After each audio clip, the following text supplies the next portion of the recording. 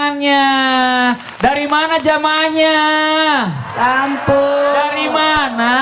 Lampung. Sekali lagi tepuk tangan boleh dong, biar semangat pagi-pagi, yang di rumah juga semangat ya, belajar sama-sama. Buat yang baru bergabung, kita ingatkan lagi tema kita pagi hari ini adalah saudara itu saling membutuhkan, bukan menjatuhkan. Alhamdulillah. Jamaah, ada video lagi nih, sama-sama yuk kita tonton. Tentang apa? Kali ini tentang saat kakak beradik tinggal satu rumah. Seperti apa? Ini dia tayangannya. Pada saat satu rumah, kakaknya tuh kayaknya sibuk. Yang pertama mikirin nyari duit gimana ya kan. Adiknya satu masak, yang paling bontot baca main sosial media gitu. Karena mungkin si kakak merasa menjadi pengganti orang tua. Masya Allah, bicara masalah tanggung jawabnya kayaknya lebih besar gitu perasaannya gitu ya. Tapi gini Ustaz, yang benar gak sih kadang saudara itu sulit akur, sampai mohon maaf ya, sampai saling menjatuhkan. Karena ada nih saudara yang gak ngerti, yang gak paham juga tugasnya dia tuh apa. Dan juga ada yang bilang, ih kamu tuh sebagai saudara kayaknya nggak peka banget deh. Nah terus bagaimana nih ngadepin tipe-tipe saudara yang seperti ini Ustaz Syam?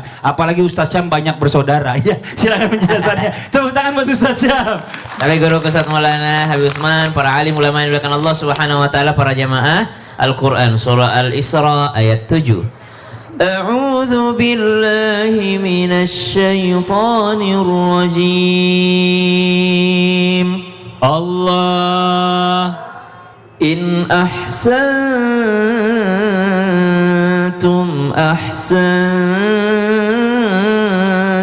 li anfusikum Allah wa in asa'tum falaha fa idza jaa wa'dul akhirati liyasuu وجوهكم وليدخلوا المسجد كما دخلوه أول مرة وليتبروا ما علوا تتبيرا. Allahumma arhamna bil Quran. Janganlah kita berbuat baik itu didikte sama kebaikan orang lain. Maksudnya janganlah berbuat baik itu karena orang lain baik, tapi memang karena kitanya baik. Jadi tidak usah nunggu respon saudara, nunggu dia baik dulu baru kita baik kepadanya. Kenapa? Karena kita ini dituntut untuk berbuat baik bukan karena pengaruh orang lain, tapi karena perintah dari Allah Subhanahu wa taala dan contoh dari Nabi Muhammad sallallahu alaihi wasallam. Nabi itu pernah tinggal di sebuah daerah bernama daerah Bani Sa'ad. Maka dia bersama dengan ibundanya bernama Sayyidah Halimah, maka disebutlah Halimatus Sa'diyah. Waktu berlalu, lalu Nabi Muhammad SAW sudah menjadi seorang pemimpin yang sangat besar di kota Madinah. Lalu terjadilah sebuah pemberontakan di sebuah daerah namanya Bani Sa'ad.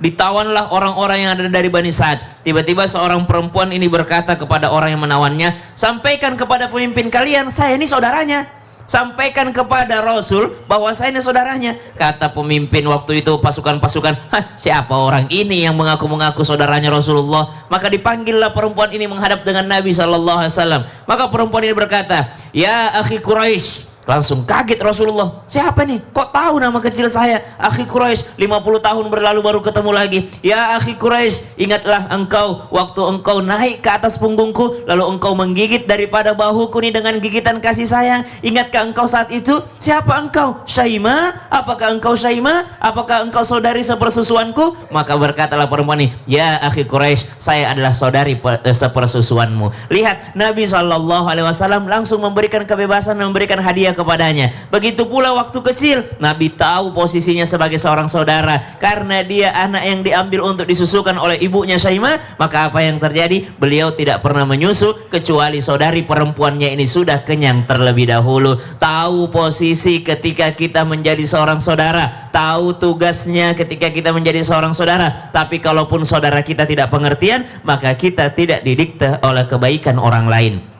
Kita tetap berbuat baik karena kata Al-Quran, in ahsantum ahsantum li anfusikum. Kalau engkau berlaku hasan, kalau engkau berlaku baik, maka kebaikan tersebut akan kembali kepada dirimu, bukan dikembalikan dari saudara, tapi yang mengembalikannya adalah Allah Subhanahu wa ta'ala. Jadi mesti berlapang dada juga sebagai saudara. Masya Allah. Saya capek cari duit, saya pula yang ngurus orang tua, saya pula yang ini. Apa kamu kerjamu di situ? Kalau kita selalu menuntut demikian, maka susah berlapang dadanya. Nah, tapi kalau bisa saudara juga saling pengertian masing-masing. Nah. Kakaknya udah capek nyari duit, adiknya bantuin atau apa, apalagi numpang sama kakaknya. Gitu. Kasihan itu kakaknya juga. Makasih banyak Ustadz Syam. Tepuk tangan buat Ustadz Syam. Kita lanjut lagi buat jamaah Islam Inti dan dirahmati Allah. Waktu kita kasih kesempatan sama jamaah untuk bertanya. Yang mau bertanya boleh nanti angkat tangannya. Tapi sebelumnya kita masuk dulu ke segmen Tanya Dong Ustadz. Kami semua tanya dong Ustaz. Yang mau bertanya boleh silakan angkat tangannya. Yang mana? Oh, cuma ini doang. Ibu satu ini aja yang mau ditunjuk ini. Boleh. Ibu mau izin boleh maju ke depan Ibu. Iya, ke sebelah sini Bu, maaf. Sebelah sini Bu. Silakan perkenalkan dirinya. Baik, bismillahirrahmanirrahim. Assalamualaikum warahmatullahi wabarakatuh. Waalaikumsalam warahmatullahi wabarakatuh. Tabik pun? Iya pun. Masya Allah. Saya Sri Martini dari Majelis Taklim Jahra Al-Muhajirin Lampung. Tepuk tangan buat Ibu Sri Martini. Mau nanya sama siapa Ibu? Tepatnya di Sidoarjo, Sidoarjo. Lampung Timur. Iya. Mau tanya sama siapa Ibu? Mau bertanya dengan Habib Usman. Boleh Ibu. Boleh. Maaf, Ibu boleh kesinian lagi Ibu. Iya, silakan ditanya apa Habibnya? Habib mau bertanya, gimana sih dalam Islam menghadapi saudara kandung yang lebih percaya omongan orang lain dan akhirnya putus silaturahmi bertahun-tahun sama saudara sendiri? Itu aja Ibu. Ya. Oke, terima kasih banyak Ibu Sri. Tepuk tangan sekali lagi buat Ibu Sri. Boleh kembali ke tempatnya Ibu. Iya, silakan dijawab Habib. Ya, khair Bang Fadli, Ustadz Maulana, Ustadz Syam. Bismillahirrahmanirrahim. Allahumma salli ala Sayyidina Muhammad wa ala ali Sayyidina Muhammad. Ingat, hati yang bersih memiliki daripada pikiran yang baik, yang bersih, niscaya perbuatannya baik.